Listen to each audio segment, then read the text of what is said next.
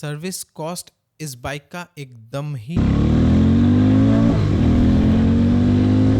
Name TVS Zeppelin. मेरा Interceptor का headlight तो ऐसा लगता है कि सामने में कोई। Hello everyone, this is Chinjan. Welcome back to Motohead. आज के वीडियो में डिस्कस करेंगे about the most ignored Harley. Sadly Hero and Harley दोनों ने मिलकर बहुत ही हाई एक्सपेक्टेशंस के ऊपर इस बाइक को डेवलप किया था, X440 का इंजन को। एंड क्या ये फुलफिल हो पाया है? I don't think so, because आज के डेट तक 2023 से आज के डेट तक अगर सेल फिगर हम लोग देखें तो उतना कुछ खास हम लोग को सेल फिगर्स देखने को नहीं मिला। हालांकि कुछ इंप्रूवमेंट्स तो सेल में हुआ है FY 2025 में, बट इज इट इनफ? मैंने रिसेंटली X440 को चलाया है, all thanks to my brother Shubhayu, and I personally own an Interceptor 650 as well. तो बीइंग अ 650 ओनर, क्या मुझे X440 अच्छा लगा? क्या आपको कंसिडर करना चाहिए? क्या वाकई ही में इस बाइक को इग्नोर करना चाहिए? आज इस वीडियो में जानेंगे। Let's get the video started.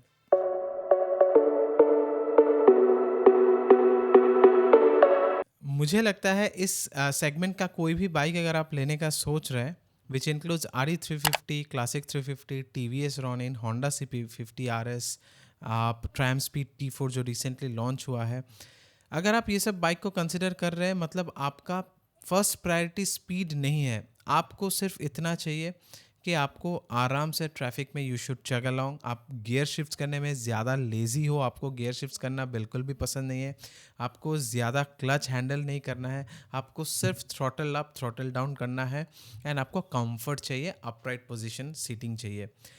Yes, ये सभी बाइक्स ऑलमोस्ट सेम ये सब चीज़ें प्रोवाइड करते हैं, बट इसमें कौन सा बेटर है उसका एक अलग कंपैरिजन वीडियो हम बनाएंगे। बट आज के वीडियो में सोलली डिस्कस करेंगे क्या हम लोग X440 को इग्नोर करके सही कर रहे हैं, या हम लोग को सीरियसली इस बाइक को कंसिडर करना चाहिए। सबसे पहले बात करते हैं प्राइस का। देखिए, प्राइस के बारे में अगर बात करें, जब हार्ले 2023 में इस बाइक को लॉन्च किया था, तब हमें लगा था कि हार्ले बहुत ही सही प्राइस में लॉन्च किया है।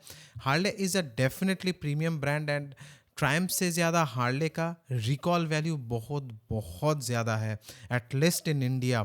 आप शायद एग्री नहीं करेंगे, बट कोई भी अगर आप विलेज में भी जाएंगे ना, गांव में भी जाएंगे, कोई भी गांव में किसी को भी पूछिएगा ट्रायम्फ ब्रांड के बारे में, शायद उस बंदे को पता नहीं होगा। बट अगर आप हार्ले ब्रांड के बारे में बात करेंगे, then definitely they will respond you in a positive way. Yes, Harley Davidson, yeah, like that. Harley has a really really high recall value and more recognition than Triumph in India at least. And मैं अपने घर में ही मैं example दे रहा हूँ। जब मैंने X440 को लेकर आया था, my wife just saw the bike and asked me what's that model. मैंने कहा Harley Davidson. Oh, it's a Harley Davidson. So you could have bought that instead of a Royal Enfield, ना? Harley Davidson is a better bike, right? So देखिए, मेरे wife को bike के बारे में कुछ भी नहीं पता. All she knows is that Harley Davidson brand.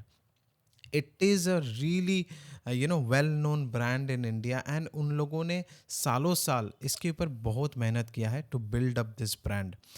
But hero के साथ रिसेंटली उन लोगों ने जो टाई अप किया है, कोलाबोरेशन किया है, बहुत ही हाई एक्सपेक्टेशन के साथ किया था टू कैप्चर सब 500cc सेगमेंट, जो एकदम ही अभी ग्रोइंग सेगमेंट है। उसमें बहुत ज़्यादा फाइट भी आ रहा है अभी फ़िलहाल के लिए। तो देखिए, सेगमेंट लीडर बजाज है। 51% of the bike sold in this segment, 350 से लेके 500cc तक का जो बाइक सेल होता है, उसमें 51% शेयर बजाज का है। होना भी चाहिए, बिकॉज बजाज अम्ब्रेला के अंदर बजाज खुद आ जाता है, उसमें आपका KTM आ जाता है, हस्कवर्ना आ जाता है, एंड अभी तो आपको ट्रायम्फ भी देखने को मिल जाएगा। तो बजाज अम्ब्रेला में उसके हर मतलब प्राइस रेंज में बजाज का एक 400cc का बाइक आपको मिल जाएगा, स्टार्टिंग फ्रॉम 1.8 लाख से लेके आपको 3 लाख तक। हर एक सेगमेंट में आपको कुछ ना कुछ 400cc या सब 500cc का बाइक आपको देखने को मिल जाएगा। That is the reason why Bajaj is leading. अब हीरो ने एक्सपेक्टेशन तो सही सेट किया था, बाइक का प्राइसिंग भी सही किया था, 2.8 लाख रुपीज़ जब लॉन्च किया था। बट उसके 3 दिन बाद ही ट्रायम्फ ने स्पीड 400 लॉन्च कर दिया, एंड तब जाकर हम लोग को हार्ले थोड़ा एक्सपेंसिव लगने लगा। देखिए, जब हार्ले ने लॉन्च किया था 2.8 लाख रुपीज़ में हम लोग को सही लगा था कि हाँ, 2.8 लाख रुपीज़ में हम लोग को हार्ले डेविडसन मिल रहा है। बट जब ट्रायम्फ ने स्पीड 400 लॉन्च किया तब हम लोग को लगा अरे ये तो और भी अच्छा डील है। 2.3 लाख रुपीज़ में ट्रायम्फ ने लॉन्च कर दिया था। आज अगर आप ट्रायम्फ स्पीड 400 लेने जाएंगे, it will cost you around 2.4 lakh rupees, still cheaper than Harley Davidson. And Triumph ने ऑलरेडी स्पीड T4 का भी एक वेरिएंट लॉन्च किया था, थोड़ा सा पावर डाउन करके, to compete with the RE classic 350 series and of course the X440। उसमें थोड़ा सा प्राइस भी डाउन कर दिया था 1.99 लाख रुपीज़ अभी के लिए। एंड उसमें आपका आ जाता है Honda CB350 RS भी। अब उसका price almost around 2.15 lakh rupees है। अब RS वेरिएंट का प्राइस बता रहा हूँ एंड सभी के सभी प्राइस एक्स शोरूम बता रहा हूँ, ऑन रोड प्राइस सभी के अलग हो गए डिपेंडिंग ऑन द स्टेट। अब देखिए, हार्ले ने प्राइस तो बहुत अच्छा सेट किया, बट कंपटीशन ने जिस हिसाब से इस सेगमेंट को प्राइस ब्रैकेट में बांध दिया ना, इसमें अभी हार्ले थोड़ा सा एक्सपेंसिव लगता है। But we can justify the price by the brand value and fit and finish. Can we really do that? आज इस वीडियो में डिस्कस करते हैं। पहला पॉइंट है, अब सबसे पहले बात करते हैं इंजन स्मूथनेस एंड स्पेक्स के बारे में। इंजन स्पेक्स आप सभी को पता है, 27 PS of power and 37 newton metres of torque. Healthy torque develop करता है बिकॉज पूरा का पूरा 100% टॉर्क आपको 4000 RPM पे मिल जाता है। And trust me, this engine is really really smooth. I personally own OG करिश्मा 2014 का है, करिश्मा R। एंड तब मैंने पल्सर के ऊपर करिश्मा इसीलिए चूज किया था। देखिए, Pulsar 180 and Karizma similar power produce करता है, बट करिश्मा का इंजन बहुत ज़्यादा रिफाइंड था। सेम केस इसमें भी हम बोल सकते हैं दैट X440 का इंजन बहुत ज़्यादा स्मूथ है। ऑफ कोर्स इसमें वाइब्रेशंस आएंगे, उसको लेके कुछ देर में बात करते हैं। अब बात करते हैं गियर शिफ्ट्स का। गियर शिफ्ट्स थोड़ा बेटर हो सकता था। गियर शिफ्ट्स देखिए, इस बाइक का हार्ड है, to be very honest. Gear high करने जाएंगे या लो करने जाएंगे तो गियर थोड़ा सा स्मूथ हो सकता था। अब देखिए, you are driving a 400cc motorcycle and जब J सीरीज से पहले वाला जो क्लासिक 350 था उसमें तो और भी ज़्यादा हार्ड था गियर्स, बट उसके बावजूद भी बाइक कितना अच्छा बिका था, मतलब इंडिया में। इनफैक्ट उसी क्लासिक 350 का सक्सेस के ऊपर बेस करके आज रॉयल एनफील्ड पूरा दुनिया में राज कर रहा है। तो गियर जो शिफ्ट्स है वो हार्ड है, ये इतना बॉदरसम मुझे नहीं लगा बिकॉज इस बाइक में आपको फ्रीक्वेंटली गियर शिफ्ट्स नहीं करना होता है because low end tractability is really really good. आप इस वीडियो में देखिए, मैं एकदम पेट्रोल पंप में फ्यूलिंग करने के बाद एकदम ज़ीरो से बाइक शुरू कर रहा हूँ 3rd गियर में। देखिए, बाइक बिना कोई भी हिकअप का पूरा स्मूथली निकल जाता है। देखिए, 3rd गियर में 0 स्पीड से।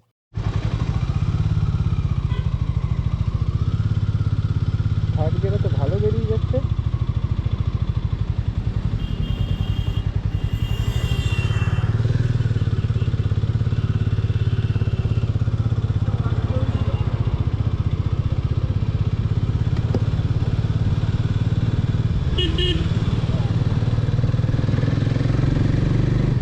तो आपने देखा 3rd गियर में 0 स्पीड में भी इस बाइक को मैं मतलब लेके जा सकता हूँ। The bike is so Tractable and इसीलिए मैंने आप लोगों को पहले ही कहा कि अगर आप गियर शिफ्ट्स में लेजी है, I think this bike will suit you just fine.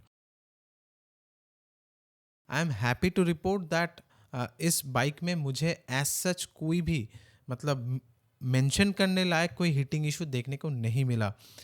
Of course summer time में शायद आपको थोड़ा सा इंजन हीटिंग इशू देखने को मिले, बट डेफिनेटली ये भी आप कंसिडर कीजिए कि आपके सीट के नीचे 400cc का इंजन, इनफैक्ट 450cc का इंजन रन कर रहा है, तो उसमें हल्का सा हीटिंग इशू तो समर टाइम में बनता है। मैंने राइड किया है फरवरी में, मुझे कोई भी हीटिंग इशू देखने को नहीं मिला। जो मेंशन करने लायक है दैट इज़ द हेडलाइट। मेरे पास RC390 है 2nd जनरेशन, मेरे पास इंटरसेप्टर 650 है। रिसेंटली मैंने Honda CB350 RS भी चलाया है, उसका वीडियो भी बहुत जल्द चैनल में आएगा। इसके लिए सब्सक्राइब कीजिए, आपको नोटिफिकेशन मिल जाएगा। तो अभी देखिए रिसेंट टाइम्स में मैंने बहुत सारे बाइक्स चलाए हैं, आरसी जेन 1 चलाए हैं, मतलब क्या ही मेंशन करें, क्लासिक चलाया है, हंटर चलाया है, स्पीड T4 चलाया है, स्क्रैम्बलर चलाया है। बहुत सारे बाइक चलाने के बाद एक चीज़ तो कंफर्म हो गया कि ये सभी के सभी बाइक्स का जो हेडलाइट है, ये एकदम ही बकवास है। मतलब आपको अलग से, अगर आपको हाईवे राइडिंग करना होता है थोड़ा सा भी रात के टाइम पे, तो आपको एक ऑक्सिलरी लाइट का सपोर्ट तो चाहिए ही चाहिए। सिर्फ हेडलाइट आपका काम नहीं बना पाएगा। हार्ले डेविडसन X440 के केस में मैंने देखा है, मैंने नाइट टाइम में जो राइड किया है, the headlight is really bright and I am super impressed by the power of the headlight. Brands को इससे सीखना चाहिए दैट कि देखिए headlight is a safety issue. अब कोई भी ब्रांड ऐसे हेडलाइट्स कैसे डाल देता है मुझे नहीं पता। मतलब मेरा इंटरसेप्टर का हेडलाइट तो ऐसा लगता है कि सामने में कोई डिम लाइट जला दिया है। हेडलाइट जल रहा है तो पता ही नहीं चलता है। मेरे हिसाब से तो मैं अगर कोई टॉर्च लाइट जला दूँ उससे ज़्यादा लाइट प्रोड्यूस करेगा। मेरा इतना बकवास हेडलाइट है इंटरसेप्टर 650 का। उस कंपैरिजन में हार्ले डेविडसन का headlight is super super bright. आपको कोई भी कंप्लेन एटलीस्ट सिटी और हल्का सिटी मतलब हाईवे राइड्स में कोई भी कंप्लेन करने का जगह नहीं मिलेगा। It is super bright. City rides में देखिए हम लोग को bumper to bumper traffic face करने को होता है and Indian road conditions full of गड्ढाज। तो अभी उस सिचुएशन में मैंने इस बाइक को एकदम टफेस्ट टेरेन में मैंने चलाया है। आप खुद ही देखिए, आप देख सकते हैं कि इस टेरेन में मैं बाइक चला रहा हूँ एंड बाइक में कोई भी आवाज़ नहीं आ रहा है। Suspension is super smooth and trust मी, मेरा कमर में भी कोई भी प्रेशर नहीं आ रहा है। इंटरसेप्टर में ऐसे गड्ढे में मेरे को डायरेक्ट मेरा कमर में दर्द होता है, डायरेक्ट कमर में हिट करता है। I am happy to report that X440 में ये सब इश्यूज मुझे देखने को नहीं मिला एंड इसीलिए मैं कह रहा हूँ अगर आप सोनली सिटी राइड्स के लिए लेना चाहते हैं एंड आपको स्पीड से कोई भी मतलब नहीं, you are not chasing for top speed, I think X440 को आपको बिल्कुल कंसिडर करना चाहिए। देखिए सबसे पहले क्लियर कर देते हैं कि आप सिंगल सिलेंडर बाइक चला रहे हैं, ये मत भूल जाइएगा। You cannot compare any single cylinder bike with any 2 cylinder, 3 cylinder और 4 cylinder bikes for that matter. Single cylinder bike चलाएंगे तो वाइब्रेशंस आपको मिलेंगे ही मिलेंगे। वो कम हो सकता है वाइब्रेशन, डैम्पिंग अगर अच्छा है तो आपको हैंडल एंड फुट पेग्स में थोड़ा कम फील हो सकता है, बट वो तो रहेगा ही। वो इस X440 में भी है, बट वो आपको एक्चुअली सिग्निफिकेंटली फील होगा if you are crossing 100 km/h of speed. Below 100 आपको कुछ भी वाइब्रेशन एज सच फील नहीं होगा। मैंने इस बाइक को day time, night time, highway, city, हर एक सिचुएशन में चलाया है। 100+ में भी चलाया है। हालांकि I am not a fast rider, मैं हमेशा 80 to 90 स्पीड मेंटेन करता हूँ एंड उसमें मुझे इस बाइक में कुछ भी वाइब्रेशंस फील नहीं हुआ। 100+ में जाएंगे तो वाइब्रेशंस फील होंगे, बट एक बार आप खुद से पूछिए कि क्या हमारा इंडियन हाईवेज भी इतना केपेबल है। एक्सप्रेसवे छोड़ दीजिए, पूर्वांचल एक्सप्रेसवे छोड़ दीजिए, मुंबई पुणे एक्सप्रेस हाईवे छोड़ दीजिए, those are the exceptions, but normal highways भी क्या केपेबल है 100+ स्पीड सस्टेन करने के लिए सेफली? आप ये क्वेश्चन खुद से पूछिए।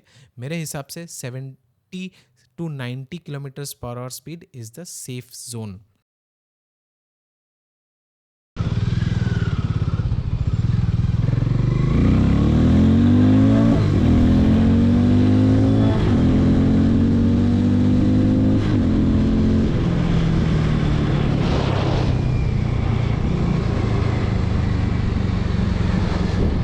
अब बात करते हैं बाइक के इनिशियल स्पीड को लेके। This bike really pulls and first, second, third gear में इस बाइक में पिकअप है। फोर्थ गियर में आपको थोड़ा सा पिकअप कम देखने को मिलेगा because you are already reaching the limit, because 4000 RPM से ही आपको 100% टॉर्क मिल जाता है। हाई एंड में इंजन के लिए देने लायक कुछ बचा नहीं होता है। तो 4000 आरपीएम अगर आप क्रॉस करेंगे तो उसके बाद आपको उतना पीकी या उतना परफॉर्मेंस तो नहीं मिलेगा इंजन से। बट 4000 आरपीएम या 5000 आरपीएम तक ये बाइक इतना अच्छा परफॉर्म करता है कि आपको कंप्लेन करने का जगह नहीं मिलेगा। स्पेशली अगर आप ड्रैग करते हैं, gear to gear red line करते हैं, तो फर्स्ट सेकंड थर्ड गियर में आपको बहुत अच्छा पिकअप देखने को मिलेगा। हालांकि इस बाइक का सिक्स्थ गियर जो है एक्स्ट्रा है, मेरे ख्याल से नहीं भी देता तो चलता, because the gear ratios has been design such a way fifth gear तक आपको अच्छा रिस्पॉन्स मिलेगा, इंजन में परफॉर्मेंस मिलेगा। जब आप सिक्स्थ गियर दोगे ना, आपका टॉप स्पीड कम हो जाता है and engine becomes more refined. मतलब सिक्स गियर इज फॉर मतलब more for refinement than for speed. तो अगर आप हाईवेज में चला रहे हैं, एकदम क्रूज कर रहे हैं, तभी आप सिक्स गियर डालने की ज़रूरत पड़ेगा आपको, नहीं तो मेरे ख्याल से फिफ्थ गियर तक इस बाइक में बहुत अच्छा रिस्पॉन्स मिल जाता है। Now speaking about the brakes, इस बाइक में फ्रंट एंड रेयर डिस्क आपको मिल जाते हैं, बाई ब्रेक का कैलिपर है एंड रेडियल माउंट नहीं है, बट इस बाइक में अच्छा बाइट मिल जाता है जब स्पेशली फ्रंट डिस्क में। मैं जब फ्रंट ब्रेक को पुल करता हूँ, मुझे इनिशियल बाइट अच्छा मिलता है, उसके बाद थोड़ा सा फेड इन हो जाता है, the ABS kicks in. But मुझे लगता है कि आपको सिटी राइड्स में इस बाइक का ब्रेक्स को लेके भी कोई भी कंप्लेन नहीं होगा। And if you are maintaining the speed limits between 90 kilometre 0 to 90 kilometres per hour, this brakes are just fine, मतलब मेरे ख्याल से एडिक्वेट है। अब बात करते हैं वेट को लेकर। 450 सीसी का बाइक अब ले रहे हैं, तो उतना हल्का वेट भी एक्सपेक्ट मत कीजिए। This bikes weighs approximately around 190 kg plus. इतना फील नहीं होता है जब आप चलाते हो बाइक को, उतना फील नहीं होता है। जब आप साइड स्टैंड से बाइक को उठाते हो, तब भी उतना वेट फील नहीं होता है। I am happy to report that the weight distribution of the bike is quite good. Yes it is heavy, 190 plus kgs का बाइक थोड़ा सा तो हैवी होगा ही, बट उतना भी हैवी नहीं है। इंटरसेप्टर 650 या कॉन्टिनेंटल जीटी जब आप साइड स्टैंड से भी उठाओगे ना, मतलब आपको फील होगा कि आप कुछ उठा रहे हो। इतना खराब वेट डिस्ट्रीब्यूशन है कि मैं क्या ही बताऊं। मतलब मुझे तो वेट डिस्ट्रीब्यूशन को लेकर इस बाइक में कोई भी कंप्लेन नहीं है, और उसके बाद जब आप चलाओगे तब तो ये बाइक एकदम वेटलेस हो जाता है। Manoeuvring with this bike is very very easy. Roadster है, this is a roadster bike and I think this bike is just fine. Now let's talk about the seating position. Seating position is quite upright. The rider triangle is quite upright. You sit just like this, and because you sit like this, you feel a lot of wind blast. इस bike में जब मैं 100 plus test के लिए ही थोड़ा सा चला रहा था, तो मुझे एक्चुअली 80 प्लस से ही बहुत ज़्यादा विंड ब्लास्ट फील हो रहा था। That's a negative point. अगर आप एक टूरिंग के लिए सिर्फ टेम्पररी बेसिस पे ही अगर आप थोड़ा सा एक मिड हाइट का एक विंडशील्ड लगा लेते हैं, I think it will just do the job. And seating position भी अच्छा है। सीटिंग थोड़ा सा सीट का जो स्पंज है, थोड़ा सा अगर फर्म होता तो अच्छा रहता लॉन्ग ट्रिप्स के लिए, बट सिटी के लिए इसका जो फर्मनेस है, I think it's just fine. But थोड़ा सा और, मतलब थोड़ा सा ही और ज़्यादा फर्म होता तो हाईवेज के लिए और भी कंफर्टेबल हो जाता। अब बात करते हैं सर्विस कॉस्ट को लेकर। सर्विस कॉस्ट इस बाइक का एकदम ही रीजनेबल है। मैंने शुभायु से बात किया था सर्विस कॉस्ट को लेकर, एंड यहाँ पे आप देख सकते हैं इंजन ऑयल चेंज करने के बाद भी अप्रॉक्सीमेटली 4000 रुपीज़ के अंदर ये इस बाइक का पूरा सर्विस हो गया था। एंड इस बाइक में आपका सिंथेटिक ऑयल ही डला है, तो उसका थोड़ा प्राइस है। अगर आप सेमी सिंथेटिक डालते हो तो उसमें आपका सर्विस कॉस्ट और भी कम हो जाएगा। अब सर्विस को लेकर भी एक नेगेटिव पॉइंट है, वो मैं वीडियो के एंड में जब कॉन्स डिस्कस करेंगे उसमें इस बारे में डिस्कस करेंगे। बट फिलहाल के लिए service cost are really reasonable, आपके पॉकेट के ऊपर प्रेशर नहीं डालेगा, I can assure you. And of course Hero का सर्विस को लेकर कंप्लेन है, बट हीरो का रिलायबिलिटी को लेकर कोई भी कंप्लेन मुझे तो नहीं लगता है आज के डेट में भी किसी को है। Because I personally own my Karizma 2014 का मॉडल, 10 साल ऑलरेडी हो चुका है, and trust me zero problems. Of course service centre में लेके जब जाता हूँ तब मैं खुश नहीं होता हूँ, उन लोगों का जो सर्विस क्वालिटी है उतना अच्छा नहीं है। Reliability I have no problem, service quality को लेकर है बट रिलायबिलिटी को लेकर नहीं है। इस बाइक का सर्विस सेंटर उतना अभी नहीं है पैन इंडिया में। अगर आप टियर 1 सिटी में है तो आपको सर्विस सेंटर मिल जाएगा हार्ले का, बट हीरो का जो premier chain of showrooms and service centres open होने का बात था, वो अभी भी टियर 2 सिटीज़ में प्रॉपरली ओपन नहीं हुआ है। कैलकाटा में रिसेंटली मेरा विसिनिटी में ही 2 already close by Hero Premia का शोरूम ओपन हो चुका है, but I think they will need more 2 years of time tier 2 city में अच्छे से पहुंचने के लिए। They are working on it. Service centre को लेके थोड़ा सा प्रॉब्लम है बिकॉज उतना टियर 2 सिटीज में अवेलेबल नहीं है, एंड हार्ले का तो डेफिनेटली टियर 1 सिटी के बाहर आपको हार्ले का सर्विस सेंटर मिलेगा ही नहीं। That's a big problem.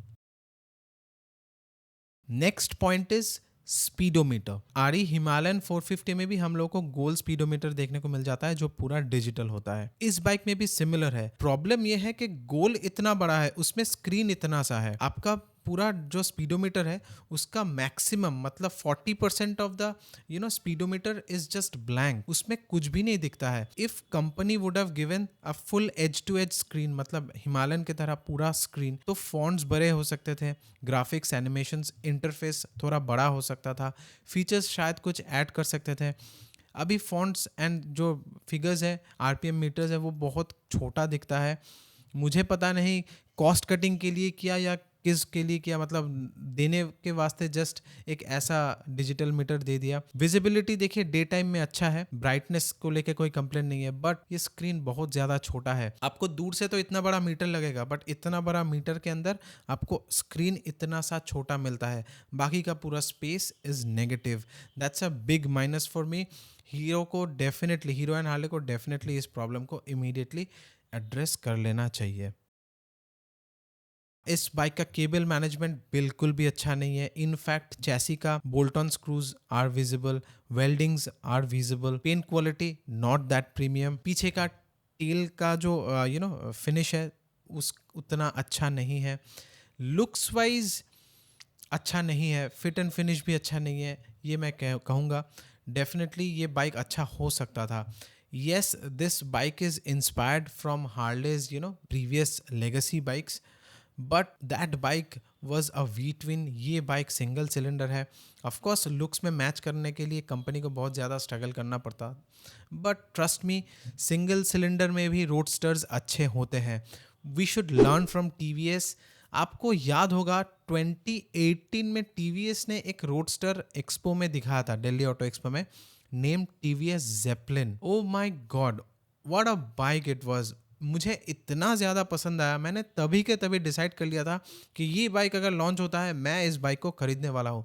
Generally I prefer sports bikes, मुझे सुपर स्पोर्ट्स ज़्यादा पसंद आता है, बट टीवीएस जेपलिन का जो मतलब लुक था it was killer. But TVS ने उस बाइक को कंप्लीटली ड्रॉप कर दिया, and instead of that we got TVS Ronin. No comparison. I don't like Ronin as well looks wise, but it's a good bike, मतलब comfortable bike, vibrations नहीं है, आराम से टेंशन फ्री बाइक है, उस हिसाब से रॉनिन अच्छा है। बट X440 भी उस हिसाब से अच्छा है, कंफर्टेबल है, रिलायबल होगा, इंजन में कोई भी कंप्लेन नहीं है, आराम से क्रूज करता है सिटी में।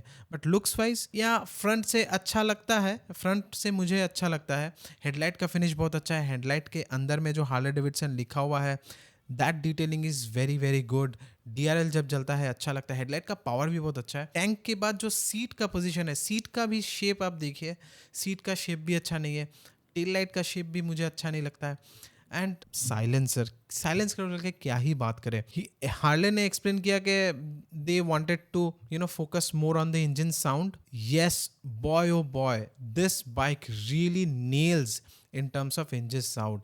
Engine का जो sound है it compensates like for the flaw which the design has, but if the silencer would have got a better design, I think it would have justified the overall look of the bike, because engine sound आप खुद ही सुनिए।